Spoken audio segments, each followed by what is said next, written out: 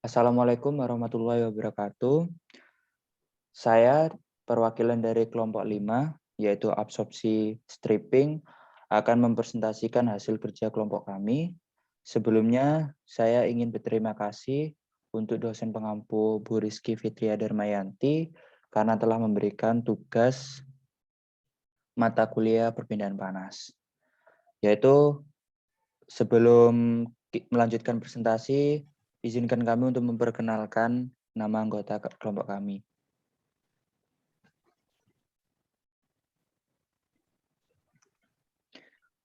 Nomor 1 ada saya sendiri dengan saya Rian Rahmatan dengan NIM 2019104011.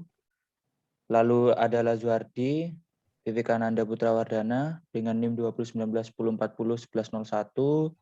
Muhammad Khairun Nafiuddin 201910401072. Dan yang terakhir adalah Muhammad Ghorisul Fawaid dengan NIM 201910401084. Lalu kita melanjutkan yaitu prinsip kerja alat absorpsi stripping. Nah, dari absorber dan stripping ini adalah alat yang digunakan untuk memisahkan suatu komponen atau campuran yang lainnya dengan menggunakan prinsip perbedaan kelarutan. Nah, absorpsi sendiri juga mempunyai istilah, yaitu operasi pemisahan solut dari fase gas ke fase cair, yang dengan mengontakkan gas yang berisi solut dengan pelarut cair yang tidak menguap.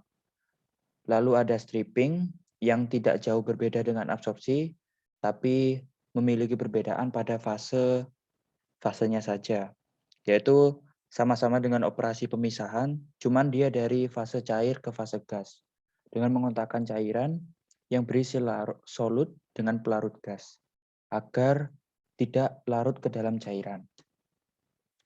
Lalu untuk keseimbangan.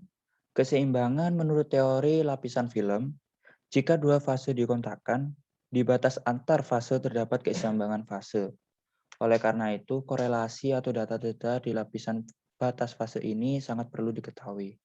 Data-data keseimbangan telah banyak tersedia meskipun penelitian tentang hal ini masih perlu dilakukan.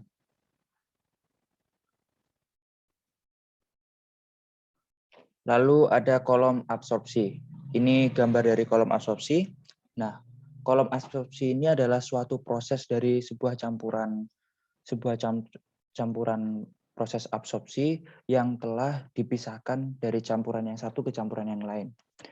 Di sini ada keterangannya, yaitu A di sini adalah gambar untuk input gas, dan yang B adalah output gas. Ketika sedang diproses, dia keluar akan dari sini. Lalu ada C, yaitu pelarut masuk untuk menambahkan campuran yang berada di dalamnya agar terproses secara maksimal. Dan D adalah hasil absorpsi yang telah diproses dari sedemikian rupa. Lalu yang E adalah disperser dan F adalah packet column. Nah, ini berikut adalah prinsip kerja kolom absorpsi. Di sini juga merupakan gambar dari proses absorpsi yang dimana di sini ada dua tangki, yang satu absorber dan distilasi. Keduanya juga sama-sama adalah alat pemisahan. Cuman yang satunya absorber ini lebih spesifik karena dia lebih ke arah fase, yang dimana kalau absorber itu adalah proses pemisahan antara fase gas ke cair. Dan distilasi ini juga merupakan alat pemisahan juga, namun dia secara universal. Baik, selanjutnya akan dijelaskan oleh anggota kelompok kami. Anggota kelompok kami dipersilahkan.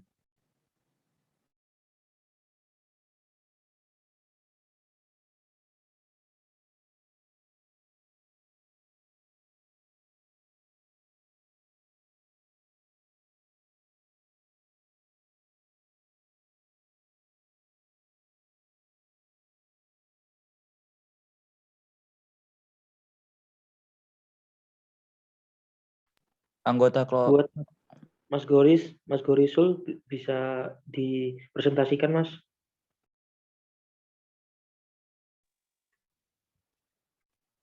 Apa suara saya terdengar? Iya, terdengar, Mas. Silakan, Mas. Baik, saya lanjutkan. Selanjutnya yaitu saya akan menjelaskan tentang perpindahan panas yang terjadi pada alat absorpsi dan baik, selanjutnya next.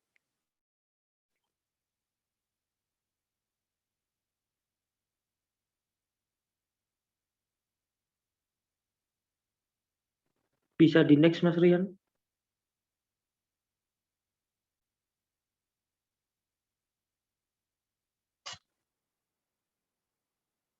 Proses perpindahan panas terjadi pada bubble satu kolom piring gelembung. Kolom piring gelembung atau bubble plate kolom merupakan salah satu alat yang digunakan pada antar fase dan pemisah fase di mana bentuk pemisah hanya dilakukan dengan cara destilasi. Alat ini terdiri dari tanggul atau wet dan pipa saluran pipa atau daun. Alat ini digunakan untuk cairan di mana cairan masuk melewati piring menuju ke piring berikut di bawah. Dalam kolom dipindahkan dari pusat piring alat ini. Alat ini juga harus punya cairan yang dapat menahan pada piring lebih rendah untuk mencegah uap air mengalir dari atas alat ini. Cairan pada piring yang lebih rendah ditahan oleh sebuah tanggul atau tanggul ini berfungsi untuk mendistribusikan cairan. Next.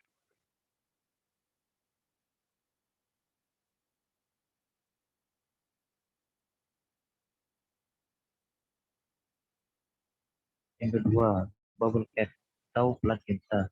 Suatu bubble cap adalah suatu piringan yang dilengkapi dengan sebuah lubang yang menuju suatu pipa yang sesuai, yaitu chimney, yang dilewati oleh uap dari bagian bawah piringan.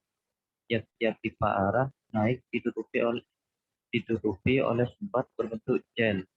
Sumbat-sumbat tersebut diberi bingkai agar tersedia ruang yang cukup antar riser atau pipa naik dan sumbat sebagai tempat keluarnya uap. Next. Nah, berikut adalah gambar dari bubble column.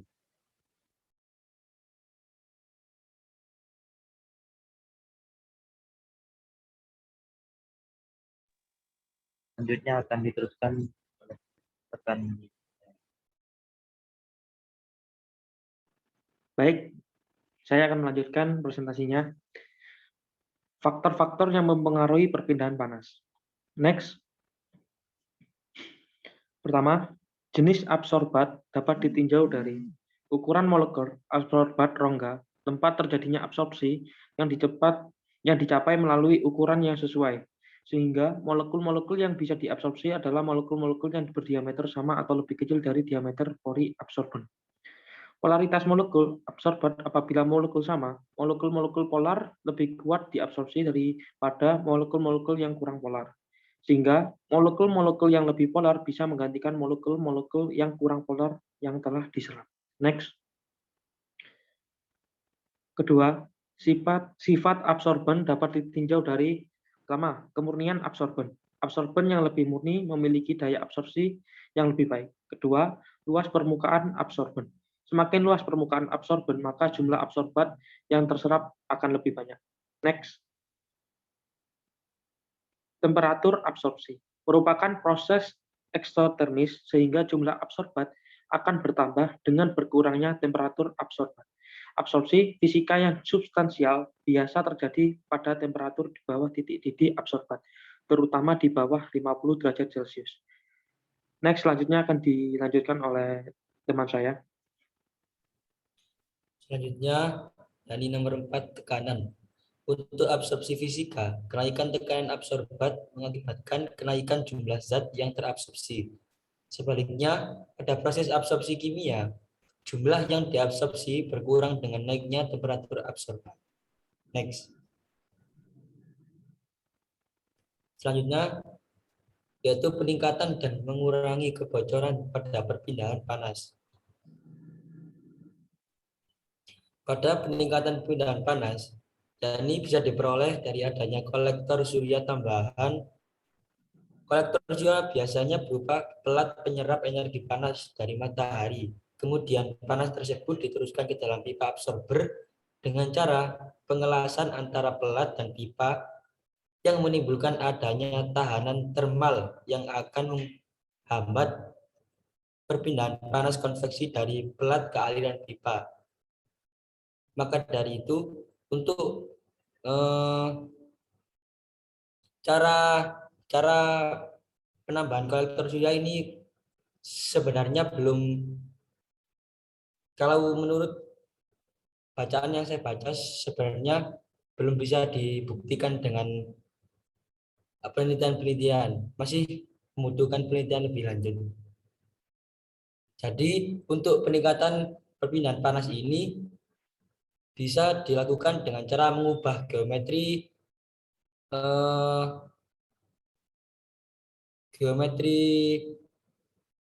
dari suatu pipa aliran fluida, yakni dengan cara menggantinya dengan bergelombang.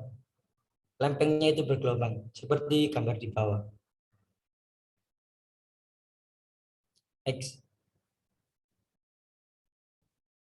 Yang kedua, yakni mengurangi kebocoran panas.